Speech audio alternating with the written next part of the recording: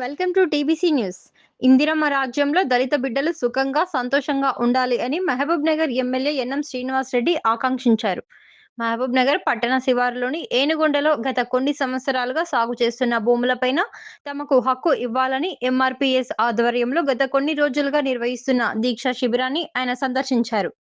ఈ సందర్భంగా ఆయన మాట్లాడుతూ, గత కొన్ని రోజులుగా మీరు చేస్తున్న దీక్ష వలన సమస్య మా దృష్టికి వచ్చిందని, మీ సమస్యలను జిల్లా కలెక్టర్, ఫారెస్ట్ అధికారులతో చర్చించి న్యాయం చేస్తామని, చట్టబద్ధంగా ఎలాంటి ఇబ్బందులు తలెత్తకుండా మీకు న్యాయం చేయడానికి కృషి చేస్తానని ఆయన హామీ ఇచ్చారు. ఎంఆర్పీఎస్ నాయకులు మల్లెపోగు శ్రీనివాస్ను దీక్ష విరమించాలని ఎమ్మెల్యే కోరగా వెంటనే సంతోషంగా దీక్షను విరమించేందుకు ఒప్పుకున్నారు. మల్లెపోగు శ్రీనివాస్కు పండ్ల రసం ఇచ్చి ఎమ్మెల్యే దీక్ష విరమింపజేశారు. ఈ కార్యక్రమంలో కాంగ్రెస్ పార్టీ సీనియర్ నాయకులు వినోద్ కుమార్, డీసీసీ ప్రధాన కార్యదర్శి సిరాజ్ ఖాద్రి తదితరులు పాల్గొన్నారు.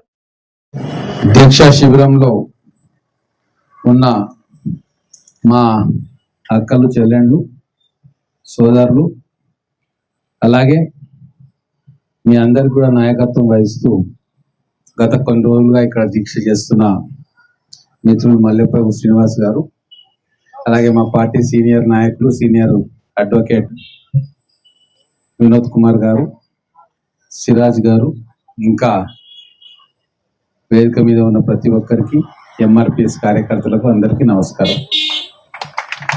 సమస్య వినోద్ కుమార్ గారు నాకు వివరంగా చెప్పడం జరిగింది. కలెక్టర్ గారు కూడా ఏదైనా సమస్యకు పరిష్కారం వెతికే ప్రయత్నంలో ఉన్నారు. డిఎఫ్ఓ గారితో కూడా మాట్లాడినరు. మళ్ళీ ఒకసారి కూర్చొని మీ దగ్గర ఉన్న కాయిదాలన్నింటినీ కూడా తీసుకొని రండి. డిఎఫ్ఓ గారి దగ్గర, వాళ్ళ దగ్గర, అటవీ శాఖ దగ్గర ఏం కాయిదాలు ఉన్నాయి అవి కూడా తీసుకొద్దాం. కూర్చొని మన వినోద్ కుమార్ గారు ఆధ్వర్యంలో కలెక్టర్ గారితో కూర్చుందాం. వారే నిర్ణయం తీసుకోవాలి కాబట్టి మన దగ్గర ఉన్న ప్రూఫ్స్ అన్ని కూడా వారికి ఇచ్చి, వారి ద్వారా మీ అందరికీ కూడా న్యాయం జరిగేటట్టుగా మన అందరం కలిసి కృషి చేద్దాం. మీరు ఇబ్బంది పడొద్దనే మా అందరికీ ఉంది.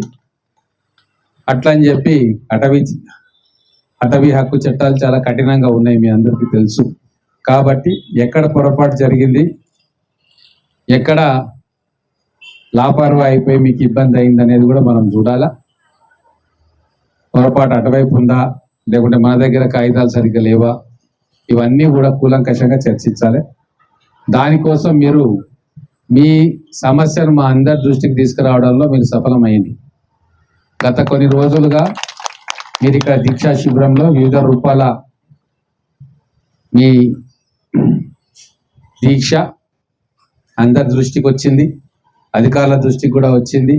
మా అందరం కూడా ఈ సమస్యకు ఒక పరిష్కారం కావాలని చెప్పి కోరుకుంటున్నాం. కాబట్టి మీరందరూ కూడా నిర్ణయం తీసుకొని ఈ దీక్షను దాదాపు ఎన్ని వారం రోజులు అయిందా, 9 రోజులు అయింది. కాబట్టి మీరు అందరు చర్చించుకొని మీ ఉద్దేశం నెరవేరింది. ఇప్పుడు మా దృష్టికి, కలెక్టర్ గారి దృష్టికి, అందరి దృష్టికి కూడా ఈ సమస్య వచ్చింది. సో చట్టబద్ధంగా దీనికి ఎటువంటి పరిష్కారం మనకు లభిస్తుందో కూర్చొని కాయిదాలు ముందలేసుకొని కూర్చుంటే తప్ప, మా సీనియర్ న్యాయవాది గారు ఉన్నారు, వారికి కూడా మీ సమస్య తెలుసు. కూర్చొని దీన్ని ఎట్లా సామరస్యంగా పరిష్కారం చేసుకోవాలి, అటవీ శాఖ అధికారులను ఎట్లా ఒప్పించుకోవాలనే దాని మీద మనం కలెక్టర్ గారి ఆధ్వర్యంలో కూర్చుందాం. మీరు కూడా చర్చ చేసుకొని దీక్ష విరమించి మళ్ళా డిస్కషన్ స్టార్ట్ చేద్దాం. ఇప్పుడు ఒక రోజులో తెలియ సమస్య ఇది కాదు. కాబట్టి చాలా రోజులు చేసిండ్రు, మళ్ళీ విరామం ఇద్దాం, మన ప్రయత్నం మనం చేసుకుందాం. మళ్ళీ కాదు అన్నప్పుడు మళ్ళీ ఇంకో రూపంలో మనం తీసుకుపోవాలి అనేది మళ్ళీ ఆలోచన చేసుకుందాం. ప్రతి దళిత బిడ్డ సుఖంగా ఉండాలా. మా ఇందిరమ్మ రాజ్యంలో వాళ్ళందరూ ఇల్లు కట్టుకోవాలి, ఉద్యోగాలు రావాలి, ఇంకా రకరకాలుగా వాళ్ళు చదువుకొని దళిత బిడ్డలు కూడా ఉన్నత స్థాయికి చేరాలని చెప్పి మా గౌరవ ముఖ్యమంత్రి రేవంత్ రెడ్డి గారు కూడా చాలా సిన్సియర్గా పనిచేస్తూ ఉన్నారు. వారి బాటలో మేమందరం కూడా కాంగ్రెస్ పార్టీ చాలా నిబద్ధతతోటి పనిచేస్తూ ఉన్నాం. మీ అందరి బాగుపడాలని చెప్పి మేము ఈరోజు అధికారంలోకి వచ్చినాం. ఇందిరమ్మ రాజ్యం రావాలి అంటే మా ఎస్సీ, ఎస్టీ, బీసీ, మైనార్టీ బిడ్డలు సుఖంగా ఉంటేనే అది ఇందిరమ్మ రాజ్యం. అందుకే ఎవ్వరు చేయలేని పని ఎంఆర్పిఎస్ రిజర్వేషన్ కూడా మేము వర్గీకరణ కూడా చేసినాం. అలాగే ఈరోజు మన బీసీ బిడ్డలకు కూడా రిజర్వేషన్లో పెరగాలి, వాళ్ళకు 42% స్థానిక సంస్థల్లో రావాలని చెప్పి చాలా నిజాయితీతోటి గతంలో ఎవ్వరూ లేని విధంగా ఒక్కొక్క అడుగు ముందుకేస్తా ఉన్నాం. మిగతా పార్టీలు ఏమో మాయమాటలు చెప్తాయి, మేమేమో సమస్యను అర్థం చేసుకొని దాన్ని ఏ రీతిలో మనం ప్రయత్నం చేస్తే ఆ సమస్య పరిష్కారం అవుతుంది లేదా ఆ సమస్య తీవ్రత తగ్గుతుంది అని చెప్పి ఓపెన్ మైండ్ తోటి, తెరిచిన హృదయంతో మేము ఆలోచన చేస్తున్నాం. కాబట్టి రాష్ట్రంలో ఒక్కొక్క సమస్య కూడా పరిష్కారం అవుతా ఉంది. అలాగే పోడు భూముల సమస్యను కూడా పరిష్కారం చేస్తూ ఉన్నాం. ఏజెన్సీ ప్రాంతాల్లో ఖమ్మం కానీ, ఆదిలాబాద్ కానీ, ఇటువంటి వరంగల్లో కానీ ఏజెన్సీ ప్రాంతాల్లో ఉన్న భూముల సమస్యను కూడా ఈ ప్రభుత్వం ఒక్కొక్కటిగా పిలిచి మాట్లాడి పరిష్కారం చేస్తూ ఉంది. అట్లనే ఈ సమస్య కూడా ఏదో ఒక పరిష్కారం దొరుకుతుందని నేను ఆశిస్తున్నా. కాబట్టి మీరందరూ, మీ నాయకులు మీరందరూ కూడా చర్చ చేసుకొని మీ దీక్షను విరమించుకొని మా దగ్గరకు వస్తే కలెక్టర్ గారి దగ్గర టైం తీసుకొని దీన్ని నెక్స్ట్ స్టేజ్కి ఎట్లా పోవాలి, రేపే సమస్య పరిష్కారం అవుతుంది నేనేం అనట్లేదు. కాకపోతే వాళ్ళని కొద్దిగా తగ్గించి మనం కూడా వాళ్ళకి ఎక్స్ప్లెయిన్ చేసుకొని ఒక భయా మీడియాగా మధ్య మార్గంగా ఏదైనా సమస్యకు పరిష్కారం దొరుకుతుందో మనం అందరం కూర్చొని ఆలోచిద్దాం. ధన్యవాదాలు.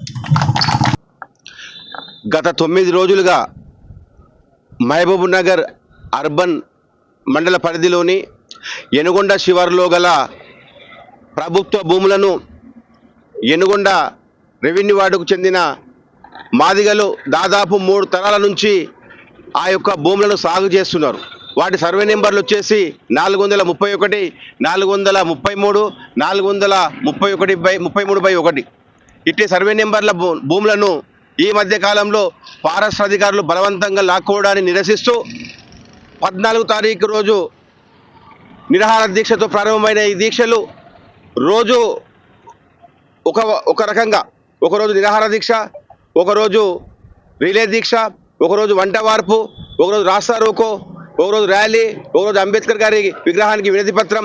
ఈ రకంగా మా నిరసనను వ్యక్తం చేసి ఈరోజు 9వ రోజు మా దీక్షా శిబిరానికి ఈరోజు స్థానిక శాసనసభ్యులు గౌరవనీయులు పెద్దలు ఎన్ఎం శ్రీనివాసరెడ్డి గారు, అదేవిధంగా ప్రదేశ్ కాంగ్రెస్ కమిటీ ప్రధాన కార్యదర్శి వినోద్ కుమార్ అడ్వకేట్ గారు, అదేవిధంగా డిసిసి ప్రధాన కార్యదర్శి సిరాజ్ ఖాద్రి గారు వచ్చి మీ న్యాయమైన డిమాండ్లు మేము జిల్లా కలెక్టర్ గారితో, డిఎఫ్ఓ గారితో, ఆర్డీఓ గారితో, మేము ల్యాండ్ సర్వే ఏడీ గారితో చర్చించి మీ న్యాయమైన డిమాండ్లను పరిష్కరిస్తామని చెప్పి హామీ ఇవ్వడం జరిగింది. మాకు ఎమ్మెల్యే గారిపై పూర్తి విశ్వాసం ఉంది. రాష్ట్ర ముఖ్యమంత్రి రేవంత్ రెడ్డి గారిపై పూర్తి నమ్మకం ఉంది.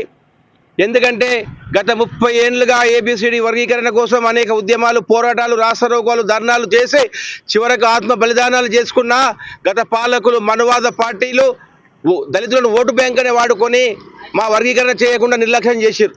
రేవంత్ రెడ్డి గారు ముఖ్యమంత్రి అయిన తరుణంలో 7 బెంచీల సుప్రీంకోర్టు న్యాయస్థానం అక్కడ ఏదైతే న్యూస్ ఇది వర్గీకరణ న్యాయమైన డిమాండు రాష్ట్రాలు చేసుకోవచ్చు అని సుప్రీంకోర్టులో తీర్పు వెలువరించిన 1 నిమిషంలో అసెంబ్లీలో దామోదర్ రాజనరసింహ మరియు మాదిగ ఎమ్మెల్యేతో కలిసి నేను వర్గీకరణ చేస్తా, రాష్ట్రంలో దేశంలోనే రాష్ట్రము మొదటి స్థానంలో ఉంటుందన్నాడు. ఆ మాట కట్టుబడి ఉన్నందుకు రేవంత్ రెడ్డి గారికి ధన్యవాదాలు. అదే పూర్తి విశ్వాసం మాకు కాంగ్రెస్ పైన ఉంది. స్థానిక శాసనసభ్యులు ఎన్ఎం శ్రీనివాసరెడ్డి గారిపై, అదేవిధంగా సీనియర్ న్యాయవాది ప్రదేశ్ కాంగ్రెస్ ప్రధాన కార్యదర్శి అన్న వినోద్ కుమార్ గారిపై, సిరాజ్ ఖాద్రి పైన విశ్వాసం ఉన్నది. వాళ్ళు ప్రభుత్వంతో, అదే జిల్లా కలెక్టర్తో మాట్లాడతామని చెప్పారు. మాట్లాడి ఖచ్చితంగా మేము మీ హామీని నెరవేరుస్తాం, మీ భూములు మీకు దక్కేలా మేము ప్రయత్నం చేస్తామని హామీ ఇచ్చినందుకు మేము ఈరోజు వారిపై పూర్తి నమ్మకాన్ని, విశ్వాసాన్ని పెట్టి మేము ఈరోజు దీక్ష విరమింపజేస్తున్నాం. జై మాదిగా, జై జై మాదిగా. నాకైతే ఎమ్మెల్యే వారు వచ్చిండు. మా తాత ముత్తాతల నుండి మాకు భూములు ఉండే ఎమ్మెల్యే వారు వచ్చిండు. మేము 9 రోజులు ఇక్కడ మేము చేయబట్టి, మేము ఉపవాసం ఉండబట్టి ఒక పుట్ట చాదాయి, ఒక పుట్ట ఇట్లా ఉన్నాము. ఇంకా ఆయన వచ్చిండు, మాకేం భయం లేదు, మాకు చేస్తాడని నమ్మకం ఉంది. మేము ఇంకా ఆయన చేస్తాడని నమ్మకం ఉంది. మేము శ్రీనివాస్ రెడ్డి వచ్చిండు, చెప్పిపోయిండు. ఇంకా ఆయన మీద నమ్మకం మీద మేము ఉంటున్నాము. ఇంకా